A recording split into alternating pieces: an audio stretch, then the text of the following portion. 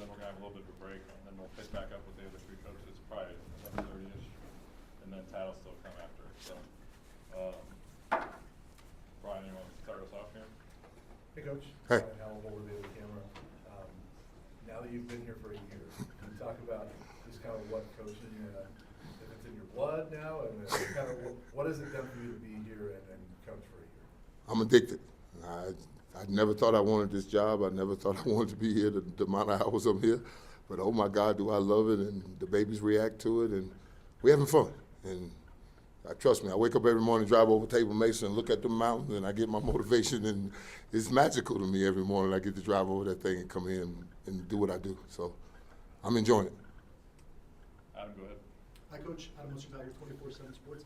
Now worked with Domata Pecco and George Hilo. How has that transition gone, just in the terms of the chemistry that you guys have within that coaching group? You know what? Those two dudes have as much intensity and love for this game as I do, and we play off each other. You know, because we all got a different message, but we're saying the same thing, just in a different voice. I tell the kids, don't worry about it. You can talk to him, Hilo, or Pecco. And then when you come to me, it's going to be a little harsher. I'm a little more rough than they are. They're a little nicer guys than me, but it's the same message, it's the same intensity, it's the same, process that we're going to go through. The standard don't change. So we're going. Nikki, go ahead. Hi, Coach. Nick Edwards, C Sports Report. With Jaheim Otis and Gabriel Lightfoot, what are you seeing from them, and how huge are they going to be in that defensive line?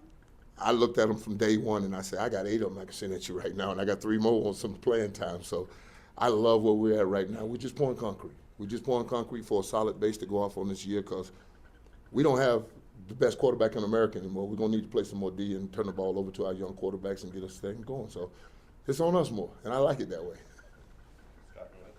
Hey, Coach, Scott Parker, good to see you again. Coach Becco was talking a little bit about the other day, just about how many seniors are in your room. How valuable is that to have kind of the maturity, kind of the older guys in that room, and having so many young? They lead the group.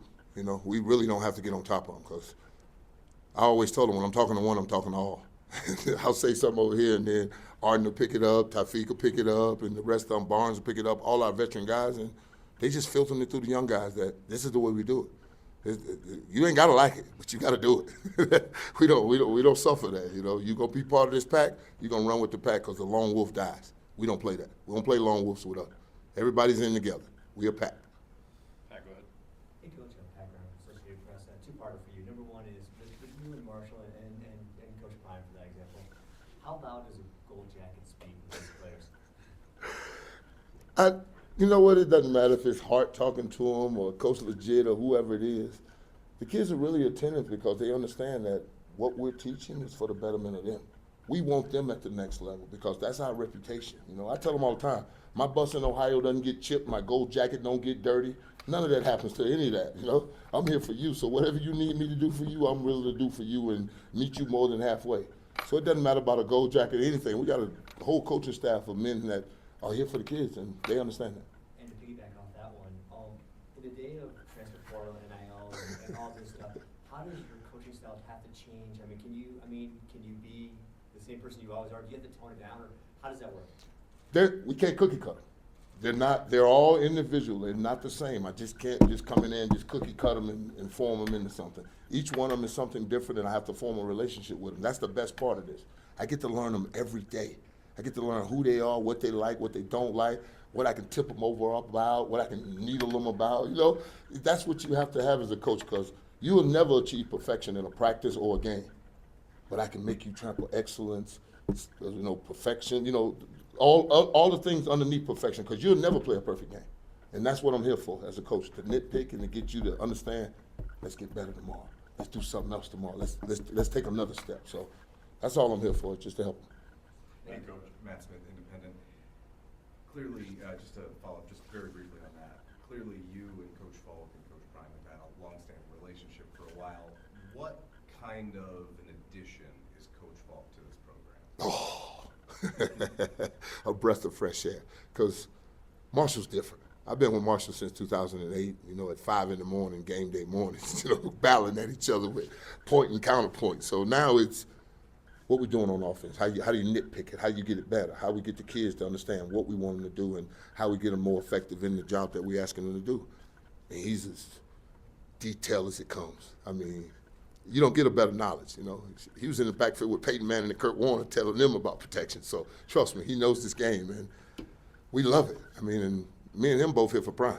That's the whole thing. You know, it ain't about the money, it ain't about nothing else, about our man. We want to hand him that championship trophy, and we're going to do everything in our power to get it done. The other thing I wanted to ask you about was Amari McNeil. Mhm. There's been times over the last couple of years where he's really flashed to have that guy who could, be a game breaker. Mhm. What does he need to do to take his game to being that guy every day? Become consistent, and that's what we're working on. Working on that concrete. Once you pour concrete, now you got a foundation. You can build a mansion. You know, first I want to build me a pavilion and have a barbecue in the backyard, because we all love a barbecue, right? Ain't no more fun at a barbecue. So that's what I'm doing. I'm working on their consistency and how they approach every day, because every day you have to make a decision. You either get better or you get worse. Make a choice, and that's what we're doing every day, is building on the choices that we're making and stacking good practices. And that's the toughest thing. When you have a good one, you can go back. Then have a good one, then go back. And if you do that all camp, you're going to be average. That ain't what we're looking for. Tyler, go ahead.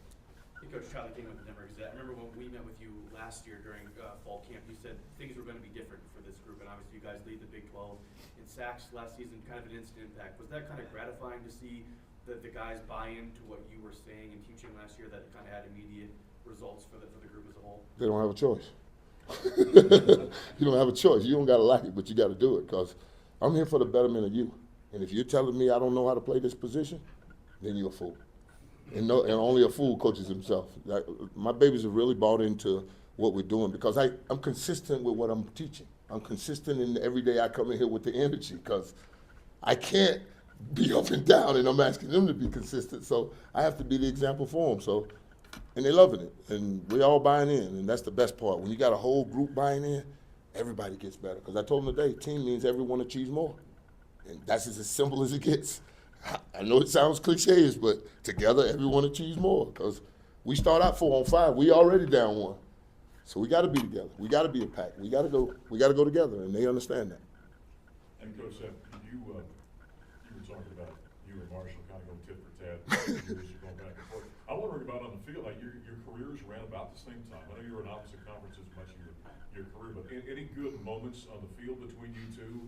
You being a run stopper, him being a great running back, or the other guy got the better of the other one? Just one on Monday Night Football I can remember, but I had to speak to his mother about that before we started the show. So trust me, I want to go back to that moment. You know, I had to go through Mom to get to him. So trust me, we had a couple moments though, but they went and scored a touchdown on that drive, and then he looks at me and said, "You didn't have to slam me like that." I'm like, "What you doing? You finna snatch away from me, embarrass me on Monday Night Football? You crazy?" So it was just one of those deals. But that's my man. That's my man. We all here for the row one direction and get this ship going. Jake, go ahead. Hey Coach, Jake Schwantz with DNVR. With your new title, pass rush coordinator, I'm just wondering, what are the differences in that role between what you had last year and this year? You'll call me pass rush coordinator. That'll be it. That'll be it. There'll be nothing changed about how I approach this job or how I want the intensity of my men to go out and play on a Saturday or game day. Nothing's gonna change about that. I just have a title and a little more money. That's all. Coach, two other quick questions for you. You obviously know what you're doing as far as you playing the game. Did you find it seamless to teach the game? And I'll give you the prime example. It's Tafiq. Tafiq, oh my God, he drove me crazy.